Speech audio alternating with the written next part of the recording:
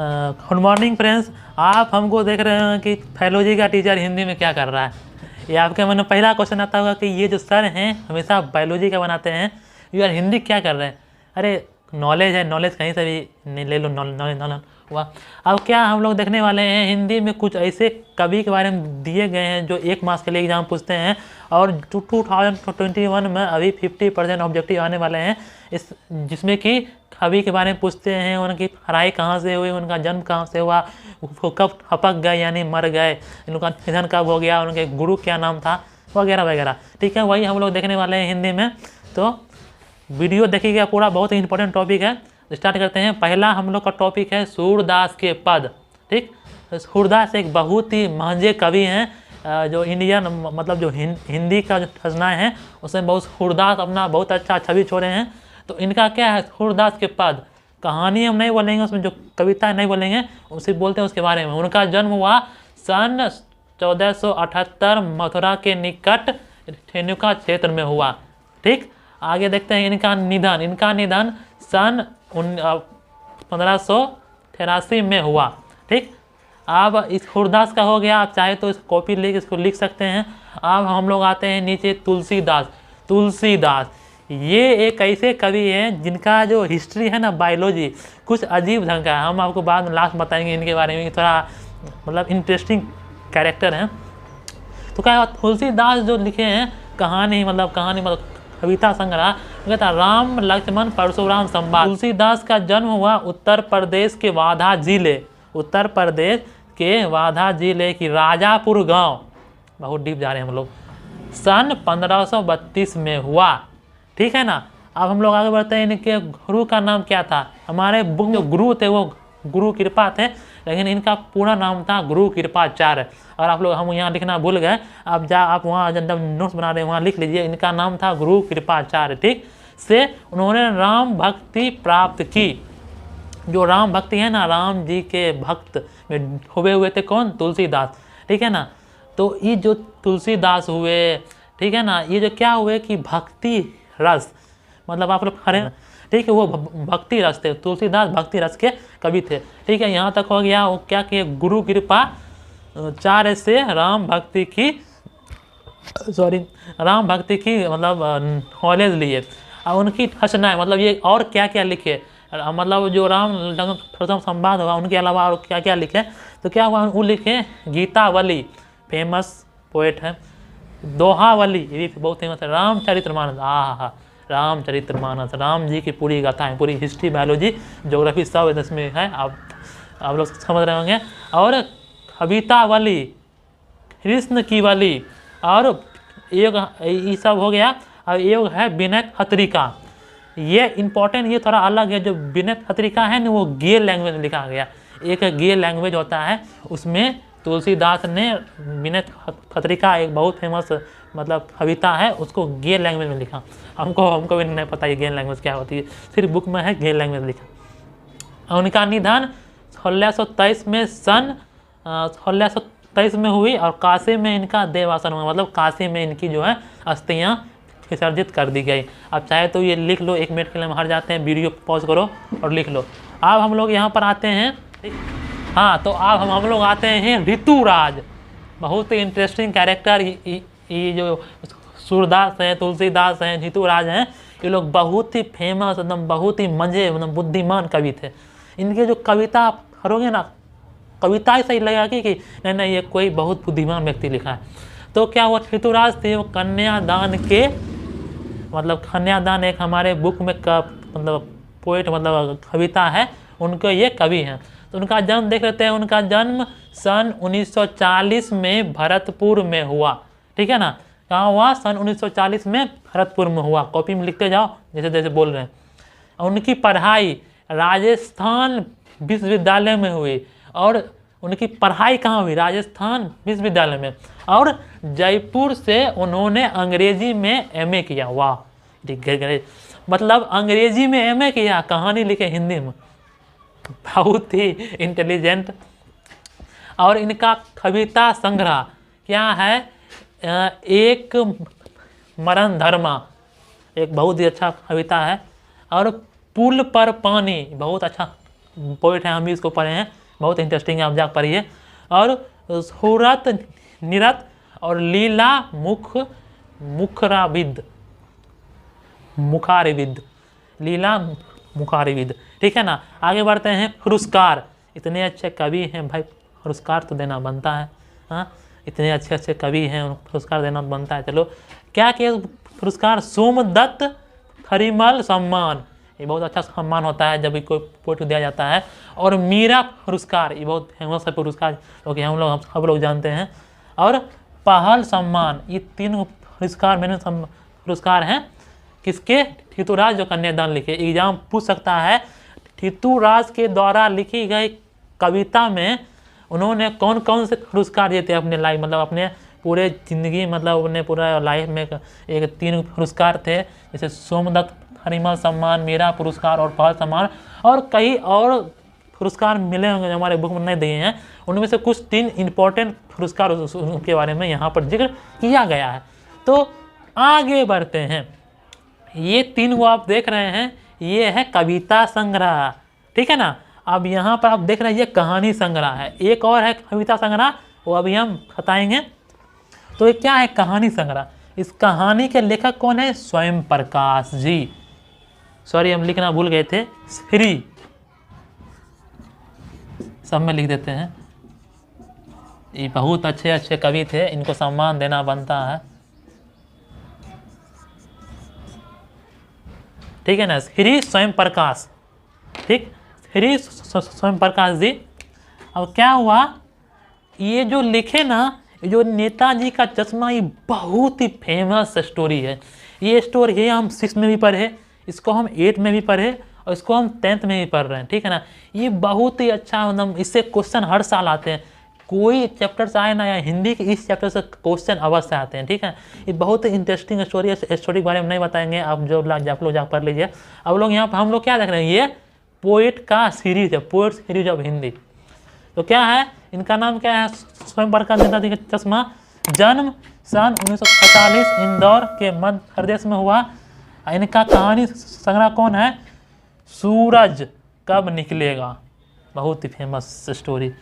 आएंगे अच्छे दिन, आदमी जात का आदमी, ये इसका कुछ कहानी संग्रह है। उपन्यास विनय और ईंधन, फेमस उपन्यास है, ये लिखे। हम यहाँ हट जाते हैं, आप चाहे तो इसका स्क्रीनशॉट ले लीजिए एक बार, हाँ ले लीजिए। और आगे देखते हैं हम। तो हम लोग देखे थे उस समय 4 पोइट के बारे में, और 4 पोइट बारे में अभी देखते हैं। पहला है हमारा क्या? सूर्यकांत त्रिपाठी निराला, फेमस पोइट हैं। वो क्या लिखे? उत्साह अट नहीं रही है, जो हमारे पोइट हैं। और उनका जन्म कहाँ हुआ था? बंगाल के महिषादल सन 1899 में हुआ, ठीक। आगे बढ़ते हैं हम लोग। काव्य रचनाएं, अनामिका, परिमय, हितिका, खुकुरमुक्ता और नए पत्ते, ये फेमस काव्य रचनाएं हैं जो किसके द्वारा लिखी गई हैं? सूर्यकांत त्रिपाठी निराला के बारे में लिखी गई हैं। तो एग्जाम में आ सकता है कि उत्साह के अलावा ऐसा कौन सा और काव्य रचनाएं हैं जो कविता सूर्यकांत त्रिपाठी निराला जी ने लिखी हैं? तो क्या लिखेंगे? अनामिका, परिमल, गीता का, उसके बाद खुकुरमुक्ता, नए पत्ते, इसे आपको लिखना होगा, ठीक। और इनका निधन 1961 में हो गया था, ठीक। आगे बढ़ते हैं। राम वृक्ष बेनीपुर, ये आप हमारा क्या कहानी संग्रह में आ गए हैं। इनके क्या लिखे? बाल गोविंद भगत, जो कि हमारे बुक में फेमस मतलब स्टोरी है, वो लिखे हैं क्या? राम वृक्ष बेनीपुर। इनका जन्म बिहार के मुजफ्फरपुर जिले बेनीपुरी गांव सन 1899 में हुए, ठीक। क्या हुआ? बिहार के मुजफ्फरपुर जिले बेनीपुर गांव सन 1899 में हुआ। अगर बढ़ता है इनका निधन सन 1961 में हुआ है। इस सब को आपको याद करना होगा। आप चाहे तो एक कॉपी में लिख सकते हैं, और जब आपका हिंदी का एग्जाम हो उसे 3-4 दिन पहले आप ये पढ़ सकते हैं और अच्छे से आंसर लिख सकते हैं। और इनका फेमस रचनाएँ किनकी? राम वृक्ष बेनीपुरी की फेमस रचनाएँ। खत्तों के देश में, ये उपन्यास है, ठीक। चिंता के फूल, ये क्या है? कहानी है। यह अम्बापली क्या है? नाटक है। उसके बाद माटी के मूरत, ये क्या है? रेखा चित्र है। ये सब हम लिख दिए हैं, ये सब आप लिख सकते हैं, ठीक। आगे बढ़ते हैं हम लोग। और कौन से लिखे थे? रेखा चित्र, माटी के मूर्त। अब क्या हुआ, अब आ गए हम क्या 5, 6, 7, 8 हम लोग आ गए हैं। 2 और है, क्या है पोएट का नाम? यशपाल है। कौन सा लिखे? लखनवी अंदाज हमारे बुक में कहानी है वो लिखे हैं। इनका जन्म सन 1903 के पंजाब के फिरोजापुर छावनी में हुआ। कहाँ हुआ? सन 1909 पंजाब के फिरोजापुर छावनी में हुआ। और इनका कहानी संग्रह क्या है? ज्ञानदान, तर्क का तूफान, पिंजरे की उड़ान व धुलिया, वो धुलिया कहानी संग्रह है। ये कुछ कहानी संग्रह है। उसके बाद उपन्यास में क्या है? अमिता, दिव्या, पार्टी कॉमरेड, दादा कॉमरेड, मेरी तेरी उनकी बात आदि, ये क्या है? उपन्यास है। उसके बाद इनकी मृत्यु जो है क्या? यशपाल जी की मृत्यु का भी सन 1976 में हो गई। ठीक है, हम लोग अब धीरे धीरे आगे बढ़ते हैं। क्या है? सर्वेश्वर दयाल सक्सेना, जो कि बहुत ही फेमस मंझे मतलब है, मतलब पूरे जितने भी हमारे पोइट के बारे में पढ़ रहे हैं वो सब बहुत ही फेमस कवि हैं, लेकिन ये भी बहुत अच्छे छाप छोड़ गए हैं हिंदी साहित्य में। तो क्या हुआ? मानवीय करुणा की दिव्य चमक, जो हमारे बुक में है स्टोरी, उनका ये लेखक हैं। इनका जन्म सन 1927 बस्ती जिला उत्तर प्रदेश में हुआ। बस्ती जिला उत्तर प्रदेश में हुई है। ठीक, और इनका जन्म देख लीजिए। अब कविता संग्रह काठ की छटिया, घटिया मतलब घंटिया। उसके बाद कुआनों की नदी, जंगल का दर्द। राइटिंग में फंस जाइएगा, खाली ये देख लीजिए, आप कॉपी में नोट करते जाइए। ये आपका क्या है? कविता संग्रह है, जो कौन लिखे हैं? सर्वेश्वर दयाल सक्सेना। अब हम लोग ऊपर यहाँ पर आते हैं, क्या है? उपन्यास। ठीक, ये सर्वेश्वर दयाल सक्सेना कौन से लिखे उपन्यास?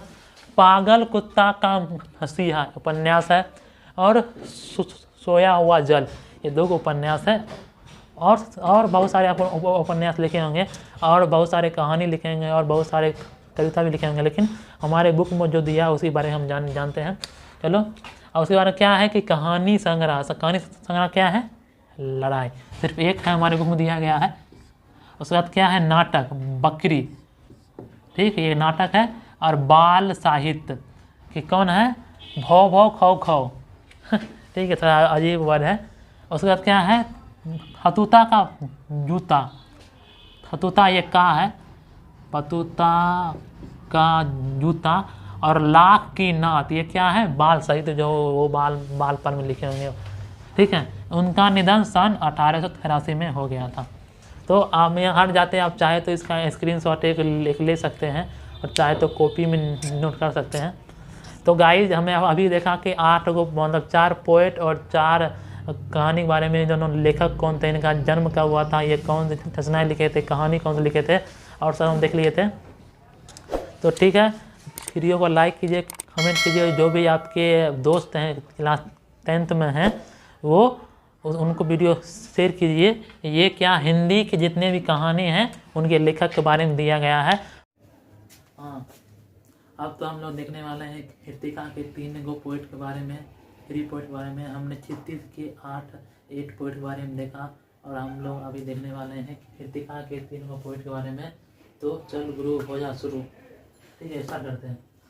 कृतिका मतलब हिंदी के कृतिका में हम लोग आएंगे 3 चैप्टर। ऐसे तो थे कुछ और चैप्टर थे, लेकिन 2021 के रेडियो सिलेबस के हिसाब से हम लोग कृतिका में मात्र सिर्फ 3 गो कहानी पढ़नी है, सिर्फ 3 कहानी पढ़नी है। तो स्टार्ट करते हैं हिंदी कृतिका। पहला क्या पढ़ना है हम लोग का? पहला है शिव पूजन सहाय के बारे में। इसके बारे में पढ़ना है हम लोग को, शिव पूजन सहाय के बारे में।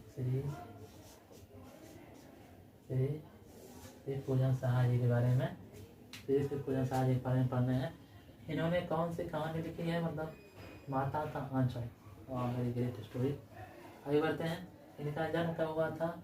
इनका जन्म सन 1893 में उनवास गांव, जिला भोजपुर, बिहार में हुआ था। कहाँ हुआ था? सन 1893 बार बार बोलते थे कि आपको याद हो जाए, ठीक है ना। कहाँ हुआ था? सन 1893 उनवास, कहाँ हुआ था? सन 1893 उनवास जिला भोजपुर में हुआ, ठीक, बिहार में हो।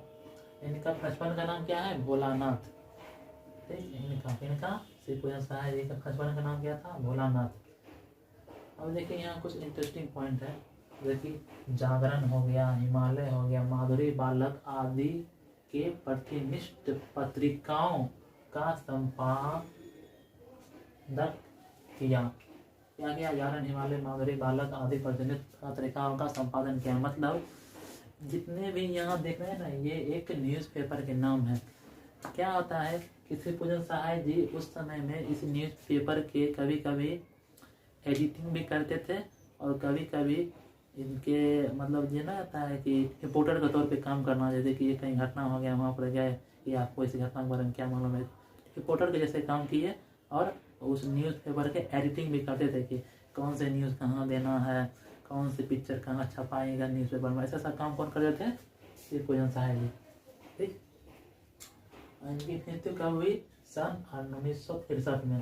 ध्यान दीजिएगा कि 1893 में जन्म हुई और 1963 में मृत्यु हुई, यानी लाइफ डेथ, एलडी लिख करिए, लाइफ डेथ।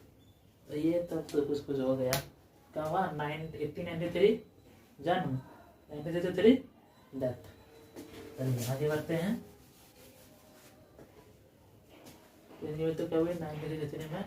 और मुख्य ग्रंथ कीर्तिका, ग्रंथ कीर्तिका मतलब ये हुआ कि एक टॉपिक लेना और उस टॉपिक के बारे में अच्छे से स्टडी करके उसके बारे में लिख के एक मोटी बुक तैयार करना। एक तरीका से मान लो कि बुक मतलब बुक पब्लिश करना। यहाँ पर लिखा है ग्रंथ कीर्तिका, मतलब समझ लो बुक पब्लिश करना। इनका टॉपिक होता है देहाती दुनिया, ग्राम सुधार, वे दिन वे लोग और स्मृति शेष, ये सब कुछ ग्रंथ कीर्तिका है। मान लो ये बुक है जो कौन लिखे हैं? श्री पूजन सहाय जी। तो पूछ सकते हैं कि श्री पूजन सहाय जी के प्रमुख ग्रंथ कीर्तिका के मतलब श्री पूजन सहाय जी के किन्हीं 2 ग्रंथ कीर्तिका लिखी है। ये क्या लिखेंगे? ये 2 कोई लिख सकते हैं। और इनका पूछ सकता है श्री पूजन सहाय जी की देहांत कब हुई थी? 1963 में हुई थी। और इनकी जन्म पूछ सकता है, जन्म हुआ था 1893 उनवास गाँव जिला भोजपुर बिहार में हुआ। बस इतना याद रखिए, हो गया। बचपन का नाम भोलानाथ था। तो हो गया इतना। तो हम लोग आगे बढ़ते हैं, जो नेक्स्ट 2 चैप्टर मतलब नेक्स्ट 2 कहानी है उसके बारे में अगली हम लोग पढ़ेंगे। तो गाइस अभी हम लोग इतना देखे थे इसके बारे में। अभी हम लोग देख रहे हैं श्री खलेश्वर, जो बहुत ही अच्छे मतलब बहुत ही फेमस पोएट हैं। और ये कौन से हमारे कहानी लिखे हैं? जॉर्ज पंचम की नाथ, जो हमारे बुक में कहानी है, कीर्तिका में कहानी है जॉर्ज पंचम की नाथ, नाथ जॉर्ज पंचम की नाथ, ये इसके लेखक। आइए इनके बारे में जानते हैं।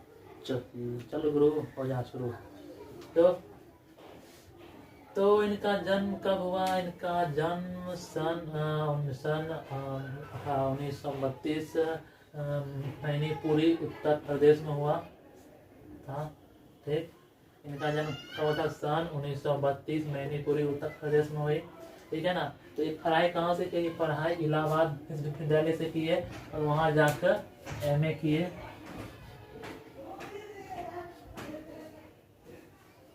वहाँ पर जाकर वो MA किए, ठीक।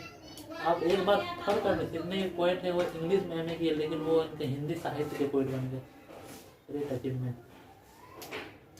और इनका पुरस्कार, हाँ ये क्वेश्चन पूछ सकता है, देखिए इसको साहित्य अकादमी के पुरस्कार और पद्म विभूषण पुरस्कार से सम्मानित किया गया। तो एग्जाम क्वेश्चन पूछ सकता है कि ऐसा कौन सा पोएट आपकी बुक में है जो जिसे पद्म विभूषण पुरस्कार से सम्मानित किया गया? इनका क्या होगा? श्री खलेश्वर, ठीक। श्री खलेश्वर जी हमारे बुक में है पोएट, और उन्हें को पद्म विभूषण सम्मानित किया गया था। और साहित्य अकादमी पुरस्कार से भी इनको सम्मानित किया गया था। इनकी मृत्यु कब हुई थी भाई, कब हुई थी, 1 मिनट। हाँ, इनकी मृत्यु 27 जनवरी सन 1907 को हुई। क्यों हुई? हृदय गति रोकन से, यानी शायद इसको शायद मेरे ख्याल से इंग्लिश में हार्ट अटैक कहते हैं।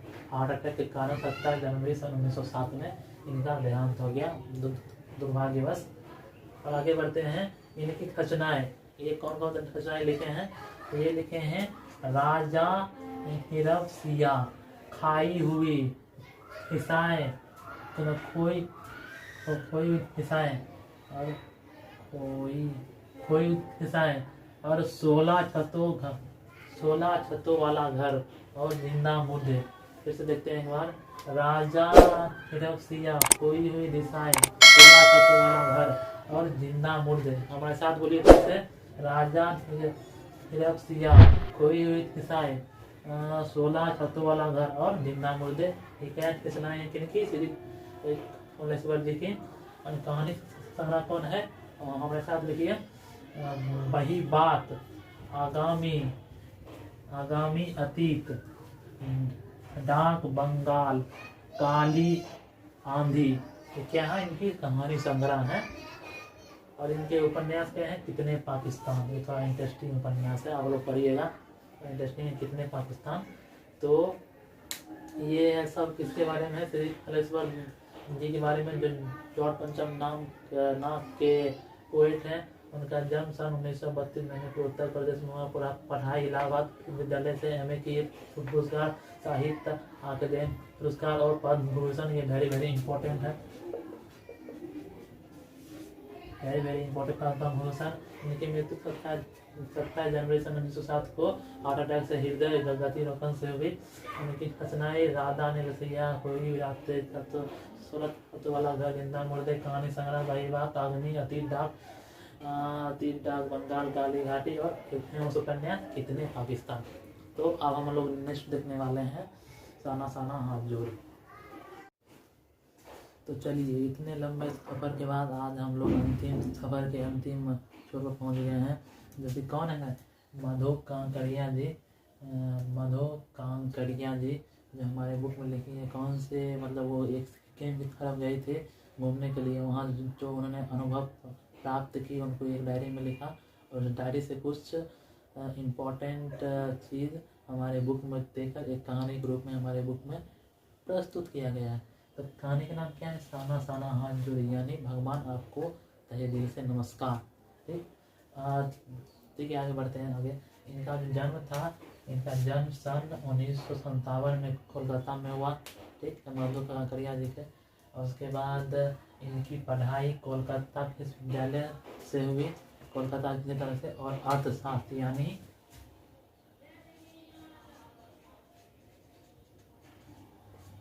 इकोनॉमिक्स में इन्होंने MA किया। इकोनॉमिक्स में इन्होंने MA किया। ठीक, कोलकाता विश्वविद्यालय से इकोनॉमिक्स में इन्होंने MA किया। और इनकी रचनाएं क्या थे? फत्ताखोर, उसमें फत्ताखोर क्या है? उपन्यास है। और सलाम आखिरी, खुले गगन के लाल सितारे, बीतता हुआ, ये सब क्या है? ये सारे क्या है? कहानी संग्रह है। ठीक, ये एक उपन्यास और 1, 2, 3 कहानी संग्रह और रचनाएं के मुख्य विषय। जब भी मधु कांकरिया जी किसी भी उपन्यास या किसी स्टोरी या कोई पोइम लिखते हैं, उनका मुख्य विषय क्या होता है? आपस संस्कृति, महासागर की घुटन, असुरक्षा के बीच युवाओं में बढ़ती नशे की आदत। ये बहुत जरूरी इंपॉर्टेंट टॉपिक है। आजकल ये टूट के पड़े हुए हैं, जितना कोई सोच भी नहीं सकता। मतलब आप जहाँ भी जाओगे तो आपको एक ना एक कोई सिगरेट पीते हुए, नहीं तो कोई कुछ गुटखा खाते हुए आपको मिलेगा। तो ये आजकल की जनरेशन आगे बढ़ने के नहीं, मतलब खुद को बिगाड़ने के लिए ये सब ऐसा करती है। तो ये बहुत इंपॉर्टेंट टॉपिक है। और लाल बत्ती क्षेत्र की पीड़ा, लाल बत्ती क्षेत्र की पीड़ा, ये सब इम्पोर्टेंट टॉपिक है जो मधु कांकरिया अपने विषय में लिखती हैं। मतलब इनके जैसे इन्फ्लुएंस होकर ये सब लिखती हैं। तो आज का सेशन ये समाप्त हुआ। आप चाहो तो इसका स्क्रीनशॉट खींच लो, नहीं तो याद कर लो, नहीं तो कॉपी में नोट्स बना लो। इनका एग्जाम पूछे जा चुके हैं और ये अभी भी हमारे खुद किसी के कारण ये अभी भी जीवित हैं।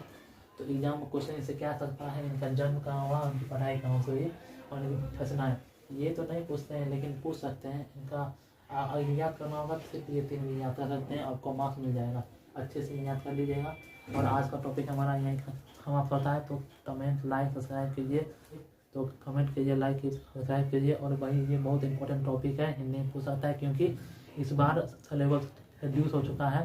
30% हो गया रिड्यूस, 50% आएंगे ऑब्जेक्टिव। ऑब्जेक्टिव में किसी पोइट के बारे में पूछ सकते हैं, इनके पोइट के फसनाई लिखो, इनके 2 फसनाई लिखो, नहीं तो इनका जन्म कहाँ हुआ था, कब हुआ था, ऐसे ऐसा क्वेश्चन आ सकते हैं एग्जाम में। तो प्लीज़ हमारे वीडियो को लाइक कीजिए, सब्सक्राइब कीजिए, कमेंट कीजिए और अपने जितने भी दोस्त हैं उनके साथ शेयर कीजिए। और हम जितना भी वीडियो बनाए, मतलब 11 को पोइट के बारे में लिखे, उसमें से अगर कोई पॉइंट छूट गया तो कमेंट में जाकर लिखिए। तो थैंक यू फॉर वॉचिंग।